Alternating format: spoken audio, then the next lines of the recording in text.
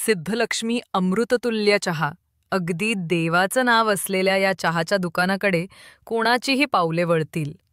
मात्र रुईकर कॉलनीतलं दुकानं आडून इथं चक्क बनावट नोटा छापल्या जात होत्या. राज्यात स्थानिक स्वराज्य संस्था निवडणुकांचं वातावरण असताना पश्चिम महाराष्ट्रात पोलिसांनी मोठी कारवाई करत बनावट नोटांचा कारखाना उघडकीस आणत मिरजमध्ये सुमारे 1 कोटींच्या बनावट नोटा पोलिसांनी जप्त केल्यात. धक्कादायक बाब म्हणजे हा छापखाना कोल्हापूर पोलीस दलातील एक हवालदारच चालवत होता. इब्रार इनामदार हा हवालदार कोल्हापुरात बनावट नोटा छापून त्याची तस्करी करत होता. 500 रुपयांच्या 3 बनावट नोटांच्या बदल्यात इनामदार 500 रुपये घेत होता.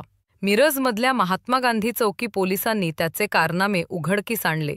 पुणे बंगळूर महामार्गावरील कासेगाव येथून एका इन्व्होवा कारसह बनावट नोटा जप्त केल्या.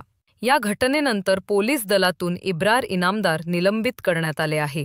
अटक झालेल्या 5 जणांपैकी 1 जण मुंबईतील आहे, तर 4 जण कोल्हापूरमधील आहेत. या रॅकेटचं मुंबई कनेक्शन देखील तपासलं जात आहे.